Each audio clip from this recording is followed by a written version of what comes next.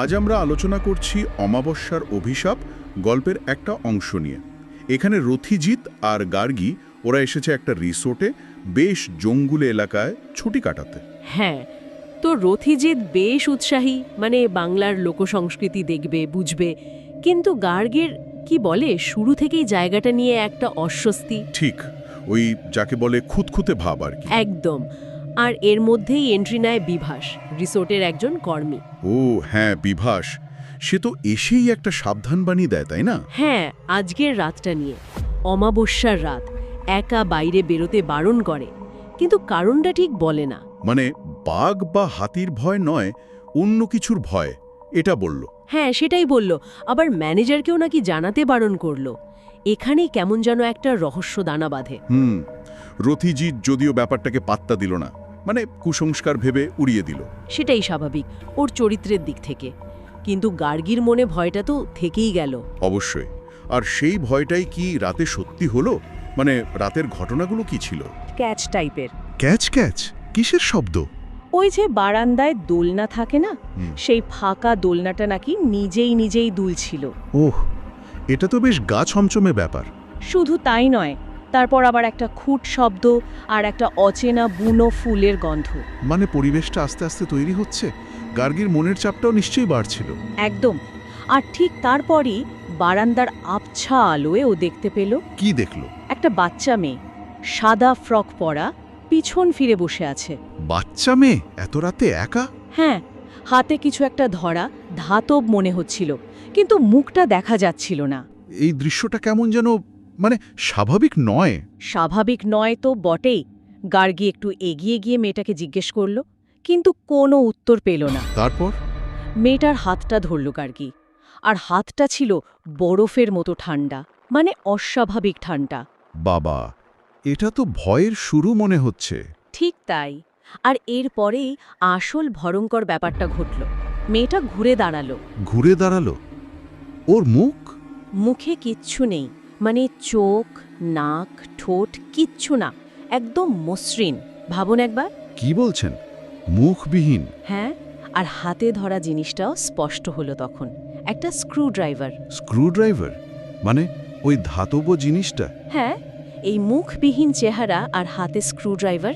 গার্গী তো ভয় পেয়ে চিৎকার করে উঠল। স্বাভাবিক। তারপর কি হলো? মেয়েটা কি? মেয়েটা গার্গীকে তাড়া করল। গার্গী পালাতে গিয়ে মাটিতে পড়ে গেল। ও নো!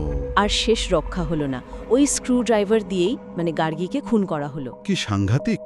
একটা সাধারণ স্ক্রুড্রাইভার দিয়ে খুন? হ্যাঁ, এই সাধারণ জিনিসটাই যেন ভয়টাকে আরো তীব্র করে তোলে। এদিকে রথিজিৎ, ওর কি হলো? গার্গীর চিৎকারে ওর ঘুম ভেঙেছিল, কিন্তু তখনই লোডশেডিং হয়ে গেল। মানে অন্ধকার? হ্যাঁ, ও মোবাইলের আলো জেলে বারান্দায় গিয়ে দেখল গার্গীর রক্তাক্ত দেহটা পড়ে আছে, গলায় স্ক্রুড্রাইভারটা বিঁধে। ভাবা যায় না, যে ভয়টাকে ও কুসংস্কার বলছিল। সেটাই ওর চোখের সামনে বাস্তব হয়ে এলো। এই দৃশ্য দেখে রথিজিৎ জ্ঞান হারিয়ে ফেলেছিল। গল্পটা কি এখানেই শেষ? মানে এই ঘটনার পর? না, এখানে একটা মোচড় আছে। গল্পটা চলে যায় 5 মাস পরে। 5 মাস পর? আচ্ছা। হ্যাঁ, আমরা দেখি ইন্সপেক্টর দেবজ্যোতি মিত্র এই কেসটা তদন্ত করছেন। আর জানা যায় এটা একটা বিচ্ছিন্ন ঘটনা নয়।